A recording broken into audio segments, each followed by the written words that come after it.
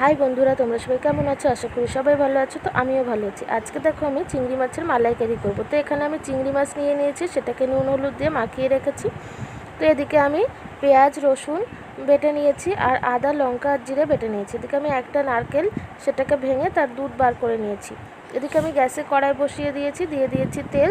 তো আমি চিংড়ি মাছগুলোকে হালকা করে একটু ভেজে নেবো।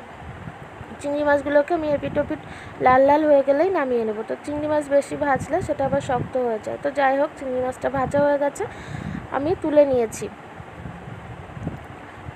তো এদিকে আবার কড়াইতে যেটুকু তেল ছিল আমি আরেকটু তেল দিয়ে দিলাম, সর্ষের তেল দিয়ে। তেলটা গরম হয়ে গেছে, দেখো আমি ফোড়নে দিয়ে দিচ্ছি গোটা জিরে, তেজপাতা আর শুকনো লঙ্কা। ফোড়নটা ভাজা ভাজা হয়ে গেছে, এদিকে আমি পেঁয়াজ আর রসুন বাটাটা দিয়ে দিলাম, দিয়ে একটু নেড়ে চেড়ে নিয়ে তারপরে দিয়ে দিচ্ছি মশলাটা। ওখানে আছে আদা জিরে আর লঙ্কা।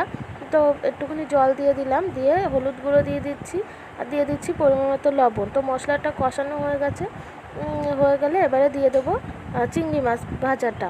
তো আমি একটুখানি লঙ্কা গুঁড়োও দিয়ে দিয়েছি, ভাজা চিংড়ি মাছটা দিয়ে দিলাম নারকেলের দুধটা দিয়ে ভালো করে নেড়ে চেড়ে নেবো। দেখো আমি সামান্য একটু চিনিও দিয়ে দিলাম। তো দেখো আমার অনেকটা ঝোল শুকিয়ে এসেছে। এবার আমি দিয়ে দিয়েছি গরম মশলার গুঁড়ো। তো এবার আমার চিংড়ি মাছের মালাইকারিটা হয়ে গেছে। দেখো, রেসিপিটা ভালো লাগলে এক লাইক কমেন্ট শেয়ার করে দিও, আর হ্যাঁ, অবশ্যই সাবস্ক্রাইব করে দিও। তো তোমরা সবাই ভালো থাকো, আবারও হাজির হয়ে যাবো নতুন কোনো রেসিপির সাথে।